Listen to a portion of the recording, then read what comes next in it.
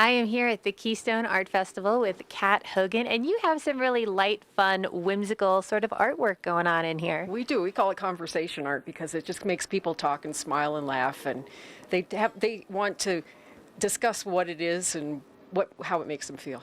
Yeah, I mean, you could walk by at, a quick glance and see, oh, there's ladies, but then you look closer and you're like, wait a minute, that's an old Sunbeam mixer, Exactly. You have some really fun, unique pieces mixed into your artwork. Mm-hmm. How would you describe the materials that you use? I'm trying to use vintage items from the 30s and the 50s. And I like things that we all grew up with, our grandparents had or our parents had. And rather than taking them apart and disassembling them, I'm actually using the whole piece. So that when you look at it, first you see the bike and you see a girl and you go, oh, look, there's a girl on a bike. And then you go, wait a minute, that's a Hamilton Beach mixer. Wait a minute, that's a gas pump. Wait a minute, that's a telephone. A trumpet, all sorts of exciting things. Exactly. So it just makes it really, really fun, and it's great conversation art because everybody will gather in then and go, oh my gosh, did you see that? Did you see this? Did you see this part of it? So a question for you, because I'm sure you have to go to a lot of vintage stores and whatnot to find materials to use. Do you find something really cool like an old mixer or an old camera and then develop your art piece around that cool thing that you found? Or do you have an image of you want to do someone biking and you want to find pieces to fit in that? Kind of both. I have shelves that I have collected vintage items, so I go shop on my shelves. I call it shopping, and I'll start with a specific piece, and then I'm either making a bike or I'm making some kind of a machine that's some kind of a flying machine or whatever I decide I want to make out of it.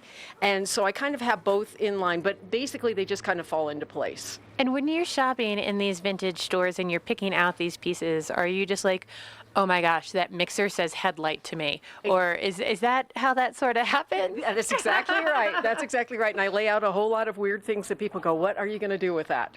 Because it's all very random and very non-specific to anything. Very fun. Now, something that they're not even traditional, but something a little bit maybe more sort of traditional are your animals, because that looks like something that is not necessarily old pieces. That looks something individual that you've created. Right. We create that. My partner does the welding. I do the glass where the faces are glass.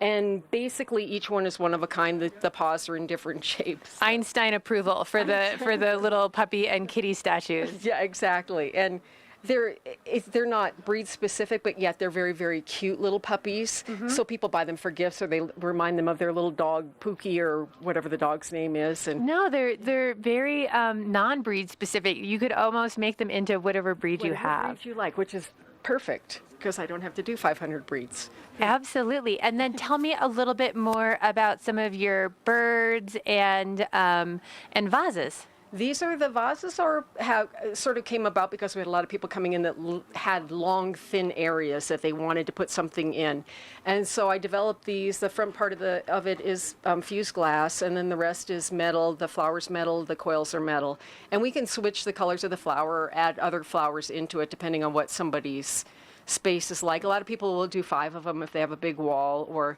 3, 2, 1, whatever your space is that you need to fill. But they're really great. They're kind of a contemporary, fun way to add color to your decor. Absolutely. Again, the really unique experience about coming to these art festivals is you get to talk to the artist. So come check it out. They're going to be here till 6 o'clock today, and again 10 to 6 tomorrow. You don't want to miss it.